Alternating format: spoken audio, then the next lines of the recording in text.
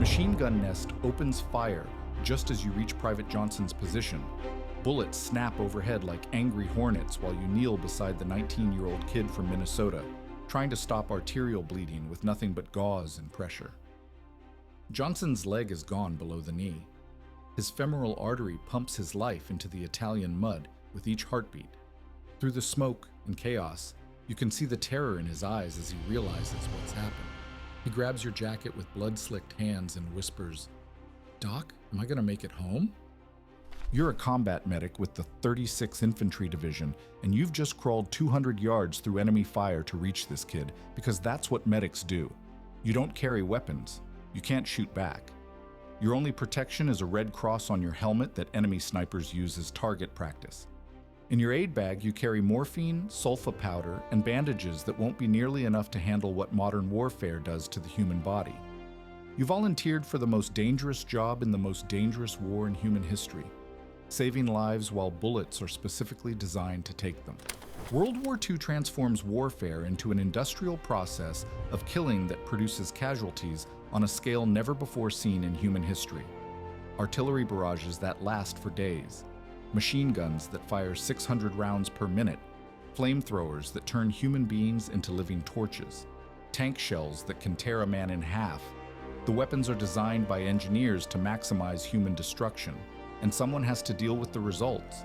That someone is the combat medic, the man who runs toward the screaming instead of away from it. In every theater of war, from the frozen forests of the Ardennes to the volcanic ash of Iwo Jima, medics serve as the thin line between a wounded soldier and a dead one. They operate in the space between life and death, working miracles with primitive tools while enemy forces do everything possible to kill them.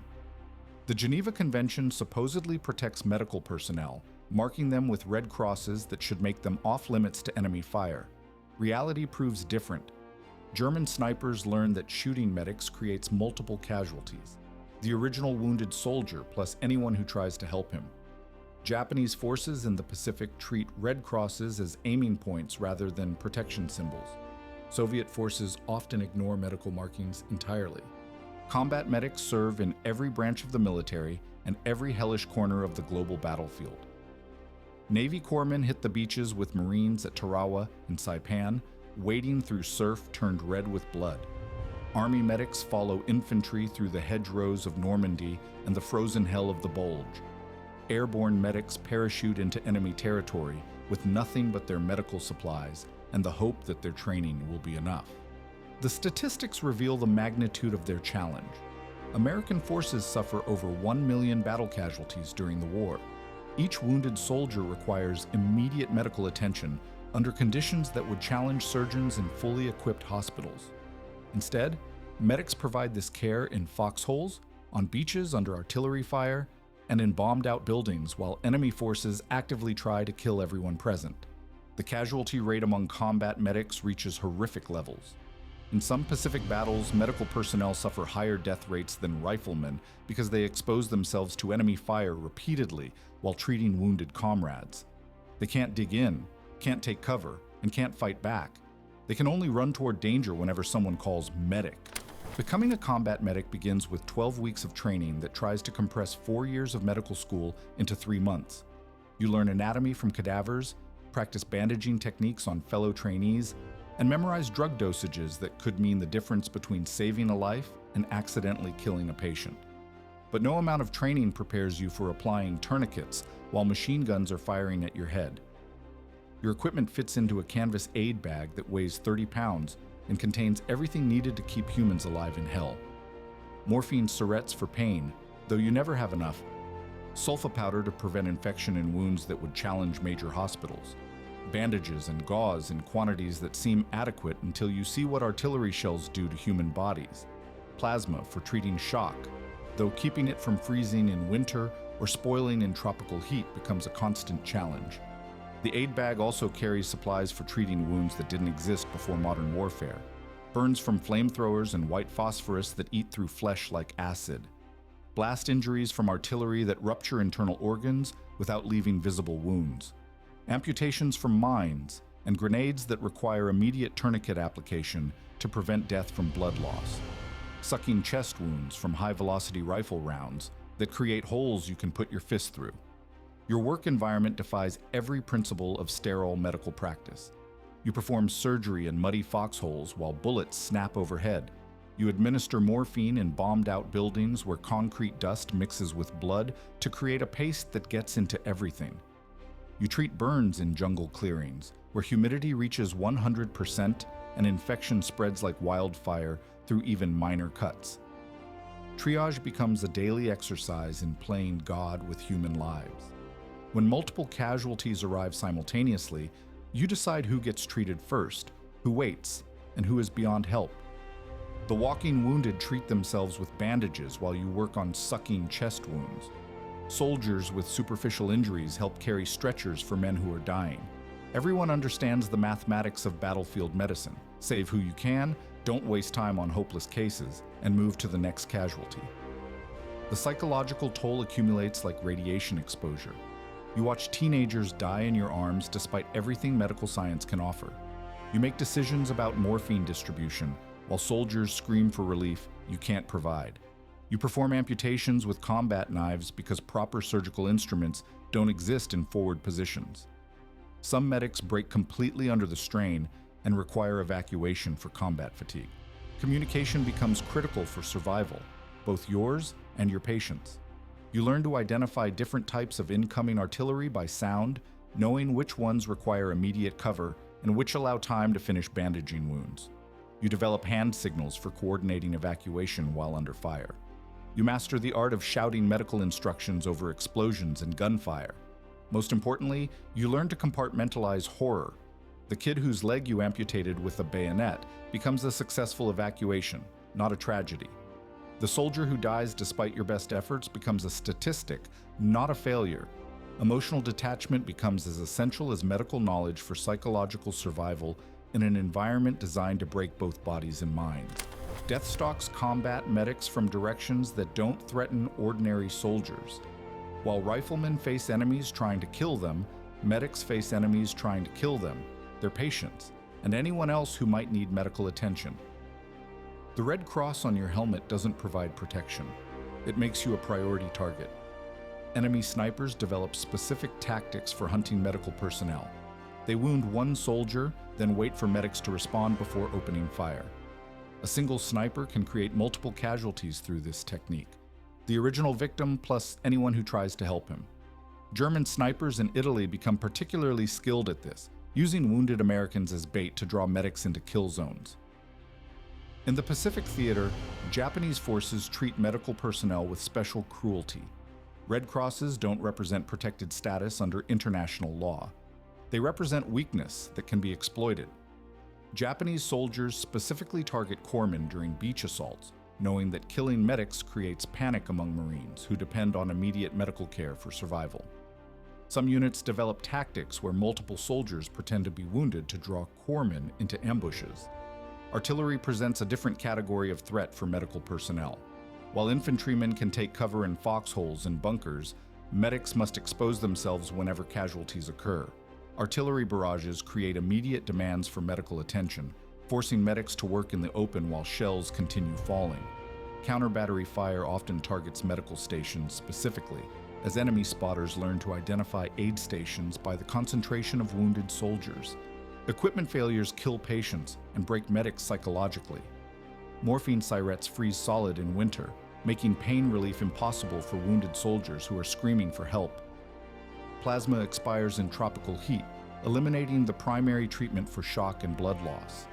Bandages become contaminated with mud and debris, creating infection risks that can kill days after successful initial treatment. Disease represents an invisible enemy that attacks medics and patients simultaneously. Malaria in the Pacific Theater disables more personnel than enemy action. Typhus spreads through lice-infested clothing and bedding. Dysentery weakens medics just when their strength is most needed. Trench foot in European winters can disable medical personnel as effectively as enemy bullets. The psychological toll of constant exposure to human suffering destroys medics in ways that combat doesn't affect other soldiers. Riflemen kill enemies, an action that feels productive and defensive. Medics watch friends die despite their best efforts. a daily experience of failure and helplessness. Some develop what psychiatrists call medic syndrome, complete emotional shutdown as a protective mechanism against overwhelming trauma. Supply shortages create impossible ethical dilemmas. When morphine runs low, medics must choose which wounded soldiers receive pain relief and which suffer without medication. Limited bandages force decisions about which wounds get dressed and which get ignored. Evacuation capacity constraints mean medics sometimes must choose which patients get sent to field hospitals and which remain in forward positions to likely die. Friendly fire incidents add cruel irony to medic casualties. Nervous sentries sometimes shoot at movement in no man's land without identifying targets first. Artillery forward observers occasionally misidentify medical stations as enemy positions. Air support attacks sometimes hit clearly marked aid stations because pilots can't distinguish Red Crosses from altitude. Weather becomes an active enemy of medical operations. Winter conditions freeze medical supplies and make evacuation impossible along icy roads. Monsoon rains in Burma turn simple wounds into infected nightmares while washing away medical stations. Desert heat in North Africa spoils medications and creates dehydration that kills faster than some combat wounds. The constant exposure to death changes medics in fundamental ways. They develop gallows humor as a coping mechanism, making jokes about wounds and death that would horrify civilians. They become emotionally numb to human suffering as a psychological defense against overwhelming trauma. Some lose the ability to form emotional attachments, treating even close friends with clinical detachment. Perhaps most devastating is the accumulation of what-if scenarios. Every soldier who dies in a medic's care creates questions that haunt for decades. Could different treatment have saved him? Did hesitation under fire cost precious seconds? Would better supplies have made the difference? These questions multiply with each casualty until some medics break under the weight of imagined failures. The mathematics of medical triage force medics to make decisions that violate basic human instincts. Spending time on a dying soldier means letting a savable patient bleed out. Using morphine on someone beyond help means letting another soldier suffer in treatable pain. These calculations require a form of moral calculus that destroys normal human empathy. Most cruel of all is the knowledge that success is measured not in lives saved, but in lives lost more slowly. Combat medics don't prevent death. They postpone it long enough for evacuation to rear areas where real medical facilities might provide actual cures. Every patient represents a temporary victory in a war against wounds designed by engineers to kill efficiently. June 6, 1944, Omaha Beach. You are Navy Corpsman John Bradley, attached to the 1st Infantry Division, and you're wading through surf turned red with American blood. The landing craft dropped you 200 yards from shore in water over your head. Men around you sink like stones, weighed down by equipment and wounds.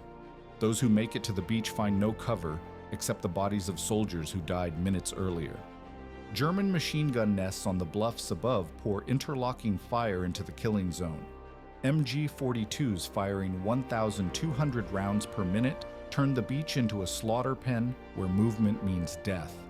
Yet everywhere you look, wounded soldiers are calling for help that seems impossible to provide.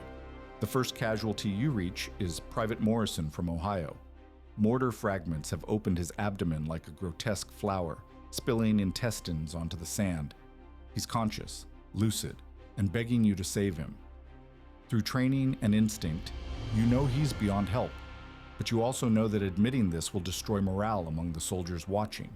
You inject morphine to ease his pain and bandage wounds that won't matter in 30 minutes. Morrison grips your hand with surprising strength and whispers about his mother in Cleveland. You lie and tell him he's going to be fine, that evacuation ships are coming, that he'll be home by Christmas. He dies while you're still talking. There's no time to process Morrison's death because 3 more casualties need immediate attention. A sergeant with a sucking chest wound that bubbles pink foam with each breath. A private whose left arm hangs by tendons and wishful thinking. A lieutenant whose legs are shattered by mortar fire, but who remains conscious enough to direct his men's advance. You work with machine gun fire snapping overhead, and mortar rounds exploding close enough to shower you with sand and metal fragments. Your aid bag empties rapidly, morphine for the sergeant, tourniquets for the private, sulfa powder for everyone. Within an hour, you've used supplies intended to last a full day. The evacuation problem becomes critical as casualties multiply faster than you can treat them. Landing craft can't reach the beach through German artillery fire. Wounded soldiers lie in the surf, drowning in inches of water because they lack strength to keep their heads up. You drag men above the high water mark, knowing that moving them might worsen their injuries, but certain that leaving them means death by drowning. German artillery observers on the bluffs call in precise fire on concentrations of wounded Americans. Every aid station becomes a target. Red crosses painted on helmets and equipment serve as aiming points rather than protection symbols. You learn to spread casualties over wide areas to avoid creating targets, even though this makes treatment more difficult. The psychological pressure becomes overwhelming as the day progresses. You've treated 47 wounded soldiers in 6 hours. 12 died despite your efforts. Others will die during evacuation or in field hospitals. The mathematics of battlefield medicine force brutal calculations about which patients receive limited supplies and which must suffer without them. By afternoon, the situation reaches crisis proportions. Your medical supplies are exhausted except for a few morphine syrettes and some bandages. Casualties continue mounting as American forces slowly fight their way up the bluffs. Men are dying from wounds that would be easily treatable with proper equipment and facilities. Then Private Williams takes a rifle round through the chest that punctures his lung. He's 19 years old from a farm in Kansas, and his lung is collapsing while pink blood bubbles from his mouth. You have no chest tubes, no way to reinflate his lung, no equipment to handle sucking chest wounds properly.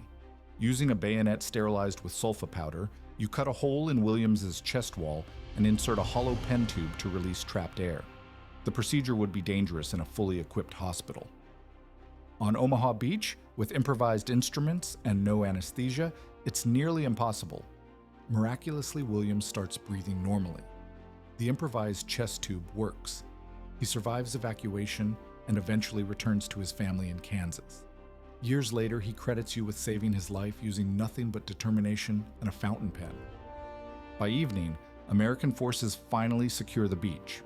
The cost: 2,400 casualties in a single day. You personally treated 73 wounded soldiers, used every piece of medical equipment you carried, and improvised solutions for wounds that didn't exist in medical textbooks. D-Day proves that combat medics can perform miracles when necessity demands impossible solutions. The statistics tell a story of extraordinary success achieved at horrific personal cost. American combat medics treat over 1 million battle casualties during World War II with a survival rate that exceeds 96% for soldiers who reach medical stations alive. This represents the highest survival rate in military history up to that point, achieved through techniques developed under fire by men who had no choice but to innovate or watch their patients die. But the human cost among medical personnel proves devastating. Combat medics suffer casualty rates 40% higher than riflemen in many theaters. They can't take cover during firefights, can't retreat when positions become untenable, and must expose themselves repeatedly to enemy fire while treating wounded soldiers. In the Pacific Theater, some medical units suffer 70% casualties during major operations. The psychological toll on survivors defies measurement through conventional statistics. "I still wake up hearing them scream for morphine," wrote former Army medic Robert Hayes in 1947. 50 years later, and I can still smell the blood, still see the faces of kids I couldn't save. People thank me for my service, but I failed more than I succeeded. The ones who lived just got lucky. Post-war studies reveal that combat medics suffer rates of anxiety, depression, and PTSD significantly higher than other veterans. The constant exposure to human suffering, combined with the responsibility for life and death decisions, creates psychological wounds that never fully heal. Many medics struggle with survivors' guilt, haunted by patients who died despite their best efforts. Yet their innovations revolutionize battlefield medicine and save countless lives in future conflicts. Techniques developed by combat medics, improvised chest tubes, tourniquet applications, shock treatment protocols, become standard medical practice. The concept of rapid evacuation chains, moving patients from forward aid stations to field hospitals to base hospitals, establishes the foundation for modern emergency medical systems. The medic's oath: "I will go wherever I'm needed" becomes legendary among military personnel. Stories of medics crawling through enemy fire to reach wounded soldiers inspire entire generations of military medical personnel. Their willingness to risk everything for wounded comrades establishes standards of courage that define military medicine for decades. Modern military medical training builds directly on lessons learned by World War II combat medics. Advanced trauma life support, helicopter medical evacuation, and combat casualty care protocols all trace their origins to techniques developed by men treating wounds with improvised equipment under impossible conditions. Perhaps most importantly, World War II combat medics prove that medical personnel can function effectively in combat environments without carrying weapons. Their example influences Geneva Convention revisions that strengthen protections for medical workers and establish international standards for battlefield medical care. The technological advances they inspire, portable blood banks, improved antibiotics, better bandaging materials, and rapid evacuation systems, benefit civilian medicine as much as military applications. Modern emergency rooms, trauma centers, and paramedic services use equipment and procedures developed by combat medics who had to save lives with whatever materials they could find. Today, military medical training emphasizes the lessons learned by World War II medics: improvisation under pressure, rapid triage decisions, and psychological resilience in the face of overwhelming human suffering. Their legacy lives in every combat medic who runs toward danger when someone calls for help. The greatest tribute to their service isn't monuments or medals. It's the thousands of soldiers who lived because someone was willing to crawl through enemy fire with nothing but medical supplies and determination to save lives. The next time you see an ambulance racing through traffic, remember that its mission traces back to young men who crawled through machine gun fire with nothing but gauze and morphine. Every paramedic, every emergency room nurse, every trauma surgeon stands on the shoulders of combat medics who learned to save lives in hell. They didn't carry weapons because their hands were too busy holding pressure on wounds, administering morphine, and performing miracles with improvised equipment. When everyone else was shooting, they were healing. When everyone else was taking cover, they were running toward the screaming. In small towns across America, elderly men still carry guilt for soldiers they couldn't save 70 years ago. They wake up hearing voices calling "medic" from dreams that never fade. They saved thousands, but remember only the ones who died in their arms, speaking final words meant for mothers they'd never see again. The Red Cross on their helmets made them targets, but they wore it anyway because wounded soldiers needed to find them in the chaos. They chose to save lives instead of taking them, to heal instead of harm, to run toward danger instead of away from it. True heroes don't carry guns. They carry hope.